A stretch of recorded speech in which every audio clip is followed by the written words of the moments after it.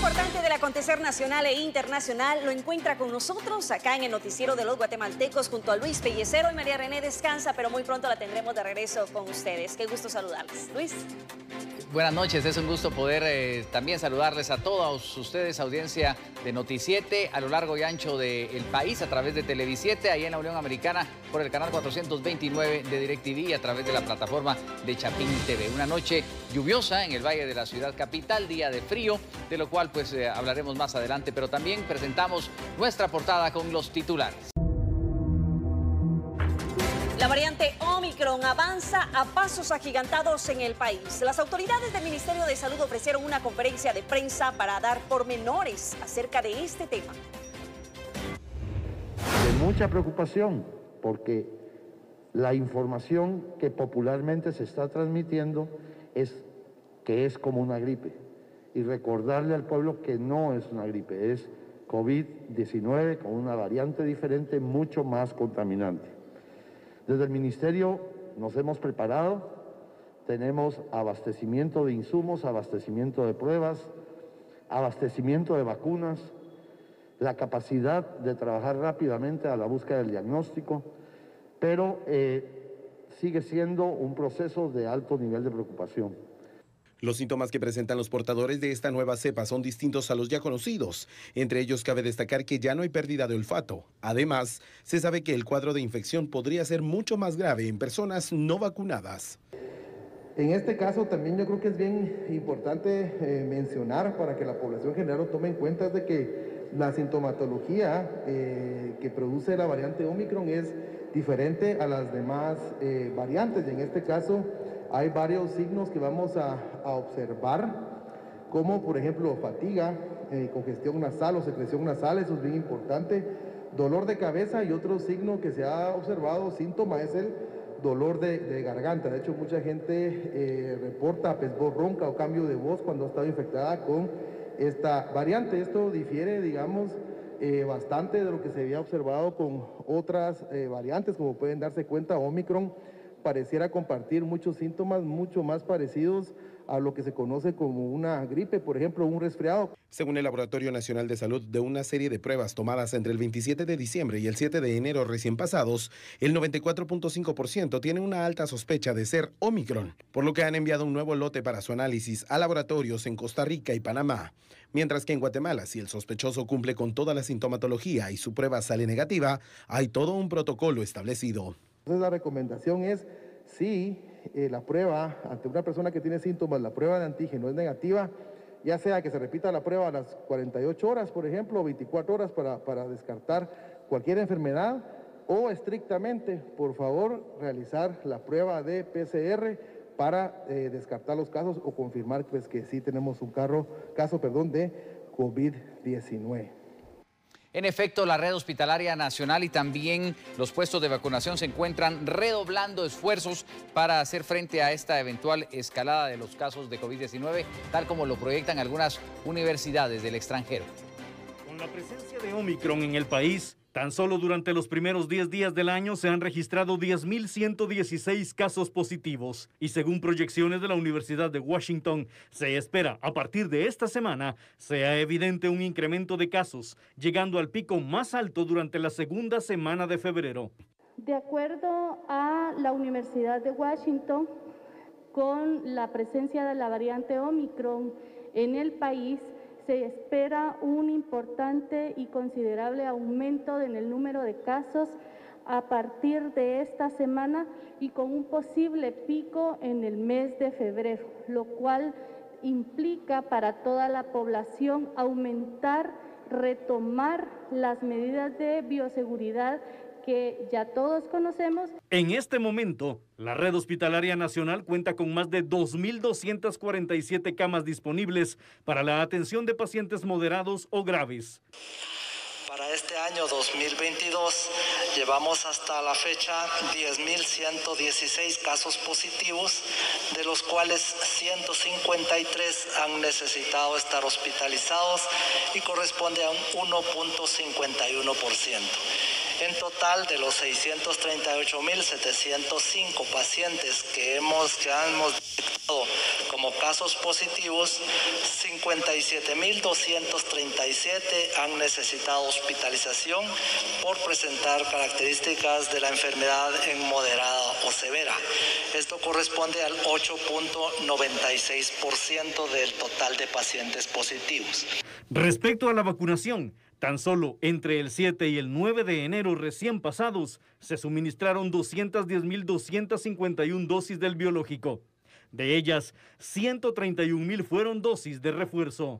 De la población objetivo de 12.650.476 personas a vacunar, hemos logrado ya el 52.3% de la población objetivo inmunizada y el 38% con segundas dosis o esquema completo. Hemos logrado administrar vacuna COVID a 2.089 adolescentes menores de 17 años y a 45.559 mujeres embarazadas mayores de 18 años.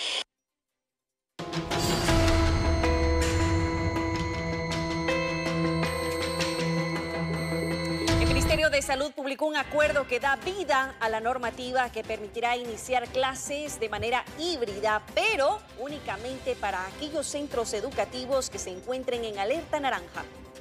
El Ministerio de Salud Pública y Asistencia Social, por medio del Acuerdo Ministerial 6-2022, acuerda la norma sanitaria para la prevención y control de infecciones por SARS-CoV-2 y otras epidemias para los centros educativos nacionales, entre las que se establecen las medidas obligatorias que deben tener todos los trabajadores de los centros educativos y los estudiantes. Respecto a la nueva publicación, el Acuerdo Ministerial 6-2021, que regula las actividades educativas desde el nivel preescolar hasta diversificado, la modificación que se ha tenido en este acuerdo ministerial es que ahora los centros educativos, tanto públicos como privados, pueden comenzar sus actividades educativas en modalidad híbrida a partir de la alerta naranja.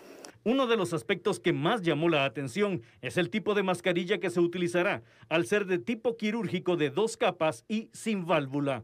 El detalle con las quirúrgicas, las patentadas y las que tienen un registro sanitario es que cuentan con las 3 capas que permiten ese factor de protección frente a las gotículas de saliva que puedan emanar otras personas con mascarilla, que no sea la quirúrgica o que inclusive estén sin mascarilla.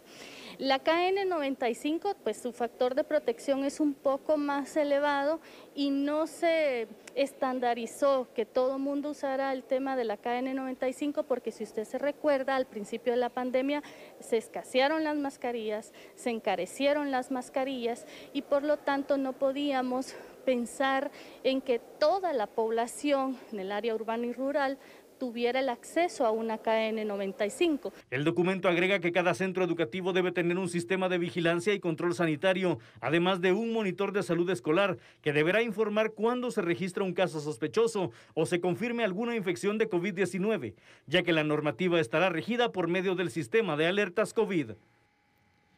En efecto, atendiendo la nueva normativa, esta semana iniciarán las clases en diferentes centros escolares del país, pero debe haber un responsable para informar al Ministerio de Salud, como se ha dicho, sobre cualquier caso sospechoso de COVID-19. Si se detecta un caso sospechoso o confirmado de COVID-19, los colegios tienen 12 horas para notificarle al Ministerio de Salud Pública y Asistencia Social, según lo establece el artículo 6 del Acuerdo 6-2022. Además, deberán coordinar con las autoridades las acciones de diagnóstico, aislamiento y mitigación necesarias. De incumplir con estas disposiciones, serán sancionados según el Código de Salud. Notificación y coordinación con el Sistema Nacional de Salud. Aquí indican en el artículo 6 que los centros educativos deben de avisar si hay algún caso sospechoso o un caso confirmado de COVID al Ministerio de Salud Pública y Asistencia Social. Eso se hacía antes, pero a la plataforma del Ministerio de Educación, que es CIRE. Entonces siempre se tenía que reportar estos casos. La entrevistada indicó que según el último dato, más de 130 centros privados están autorizados para dar clases en sistema híbrido.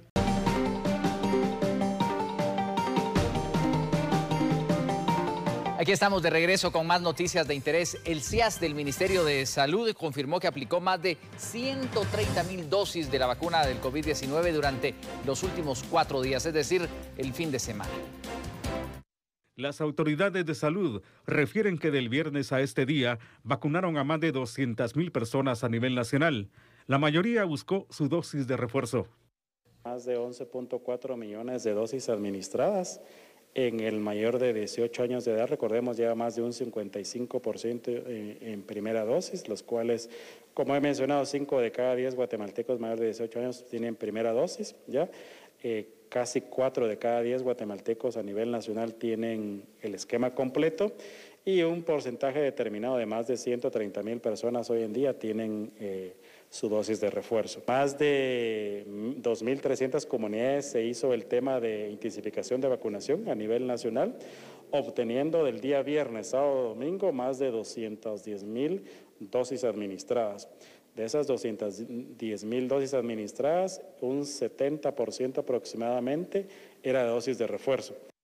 Mazariegos señala que efectivamente están aplicando vacunas Sputnik V como dosis de refuerzo. Lo que varía en este tema obviamente es que son 3 meses, número 1. Número 2, que hoy en día para aquellas personas que se administraron Sputnik en primera y segunda dosis, el refuerzo también puede ser Sputnik componente 1. En este caso, ¿cuál es la disponibilidad de todas las vacunas en el territorio nacional? Aproximadamente tenemos hoy en día más de 10 millones de dosis, tanto aquí a nivel del Centro Nacional de Biológicos como a nivel de las 29 direcciones de área de salud. Tenemos vacuna disponible, evidentemente AstraZeneca, tenemos Pfizer, Moderna y Sputnik también. En los 340 municipios del país, las 3 que mencioné, AstraZeneca, Pfizer y Moderna, y en aproximadamente 290 municipios, vacuna Sputnik. El director del CIAS descartó que haya ingreso de vacunas próximamente y señaló que siguen en la gestión para adquirir las vacunas Pfizer para la vacunación de niños mayores de 5 años.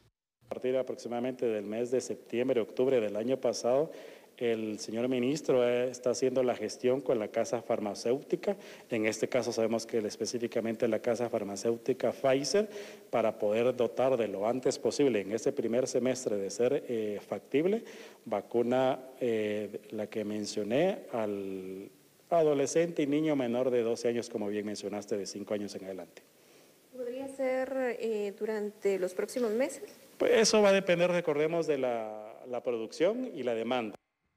El centro de vacunación situado en el Polideportivo de Gerona, en la zona 1 capitalina, continúa atendiendo a la población que desde la semana pasada ha mostrado más interés en adquirir el biológico.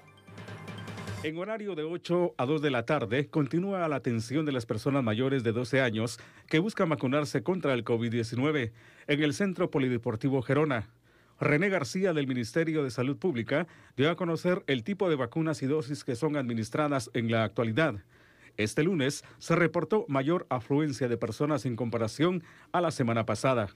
Hay un poquito más de personas para sus refuerzos y no solo para refuerzos también, sino que están viniendo por primera y segunda dosis, ¿verdad? Tenemos todas las vacunas a disposición para que se vengan a administrar la vacuna que les corresponde. Las vacunas que se están administrando, pues gracias a Dios tenemos todas las vacunas a disposición, que es la Pfizer, Moderna, Sputnik, AstraZeneca, pero estamos poniendo acá como refuerzos la Moderna y la Pfizer, de que las personas pues elijan su vacuna, ¿verdad? Nosotros como Ministerio de Salud no podemos exigirles a las personas, obligarlos a ponerse la vacuna, sino ellos tienen la disposición acá de elegir su vacuna.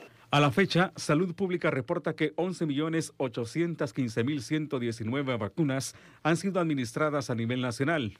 En las últimas 24 horas se vacunaron 36.304 personas. Y sobre el tema de la vacunación para los menores de entre 5 y 11 años de edad, se informó a través del Ministerio de Salud que las negociaciones para su adquisición se encuentran avanzadas y que pronto se podría tener noticias de cuándo vendrían al país. A pesar de que el regreso a clases presenciales depende del sistema de alertas de COVID-19, el Ministerio de Salud ha logrado avanzar con los trámites administrativos para concretar la compra de las vacunas contra el coronavirus que serán administradas a los más pequeños del hogar. Para este proceso se establecieron varias mesas de diálogo y negociaron con la Casa Médica Productora, además de llegar a acuerdos de reconocimiento. Tomando en cuenta estas reuniones, se espera que en los próximos días se pueda indicar con qué prontitud vendrán las vacunas al territorio nacional. El titular de la cartera de salud, Francisco Coma, informó que en los próximos días se podría dar a conocer la casa médica con la cual se adquirirán los inmunizadores, para que los menores en su momento puedan volver a sus clases normales y puedan estar protegidos. Nos cambiamos de tema porque a partir de esta semana las diferentes carteras de gobierno iniciarán la solicitud de cuotas presupuestarias al Ministerio de Finanzas Públicas. Las instituciones y carteras de gobierno solicitarán a partir de este lunes 10 de enero sus asignaciones presupuestarias a través del Comité de Programación de la Ejecución Presupuestaria, informó el ministro de Finanzas Públicas Álvaro González Richie. Bueno, ya estamos abriendo los presupuestos desde la semana pasada. Recordemos que cada unidad solicita finanzas que se aperture el presupuesto. Esto se empezó a hacer la semana pasada. El día de hoy está el COPEP, que es cabalmente en donde se empiezan a asignar las cuotas. Hoy es el primer COPEP del año, así que a partir del día de hoy se van a estar asignando cuotas a las diferentes instituciones del Estado, según lo vayan requiriendo y según esté establecido en el presupuesto aprobado. Además, el Tribunal Supremo Electoral podrá, desde ya, solicitar el 50% de su presupuesto para iniciar su ejecución y mejorar la planificación de las elecciones presidenciales del próximo año. DCE, bueno, tienen 500 millones, que es lo que ellos pudieran ir solicitando el traslado, y la idea del Tribunal Supremo es que no pase lo que ha pasado los diferentes años, en donde todo el gasto lo hace en el año de las elecciones. Entonces, pues se hace rápido, y cuando se hace rápido algo, generalmente se hace no de la mejor manera, ya que todo se hace, llamémoslo así, sin los cuidados necesarios. El hecho que el TSE empiece a ejecutar un año antes de las elecciones, pues claramente va a permitir que busque pues mejores proveedores, que sea todo más planificado y que tengamos unas mejores elecciones en el próximo año, que es año electoral. El titular de la cartera también agregó que están próximos a realizar el último desembolso, que corresponde a los 50 millones de quetzales de diciembre para el Ministerio de Energía y Minas, como fue establecido en el Congreso de la República para el subsidio al gas propano. Se están pagando quincenas vencidas, por así decirlo. Ahora se va a pagar la última quincena del mes de diciembre. Cabalmente mandaron a pedir una ampliación presupuestaria, lo cual no es sorpresa, ya que sabíamos que eso iba a suceder, y según se vaya requiriendo, se va a ir trasladando recursos al Ministerio de Energía y Minas, pero ahí no hay ningún problema y garantizamos que el pago se va a hacer de la manera que establece la ley.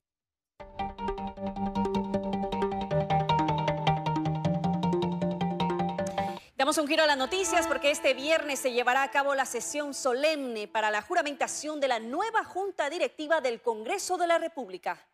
El Congreso de la República se prepara para la celebración de la sesión solemne este 14 de enero, donde se realizará el acto de transición a la nueva Junta Directiva 2022, que estará presidida por la congresista Shirley Rivera. El actual presidente del Congreso, Alan Rodríguez, brindó detalles. Realizarse el día 14 de enero, donde estaremos haciendo la transición de la Junta Directiva. Estaremos recibiendo el informe del señor presidente de la República. ¿Ya se confirmó la visita de él? ¿Ya se confirmó la visita del presidente? Pues creo que esa es una consulta que le darán de hacer al presidente. Nosotros estamos siempre haciendo los preparativos en función de realizar la sesión solemne y pues ya se están avanzando con los preparativos para dicha. Además de la toma de posesión de la nueva Junta Directiva, también se espera la presentación del informe anual de gobierno por parte del presidente de la República, Alejandro Yamatei, aunque aún no se confirma su asistencia al acto. Aquí concluimos con la emisión de Noticiete de este lunes por la noche. Decíamos un lunes lluvioso con perspectiva, Nancy, para que haya un poco más de frío y también posibilidad de lluvia en buena parte del país. Hay que tomarlo en cuenta definitivamente por el aspecto de seguridad y también el aspecto personal en cuanto a cuidarnos de estas enfermedades que produce el clima. Así lo confirmó el INSIBUME y esto es referente también a un frente frío que está ingresando a nuestro país. Así que abríguese muy bien. Nos vamos a despedir. Gracias por su preferencia. Buenas noches. Hasta mañana.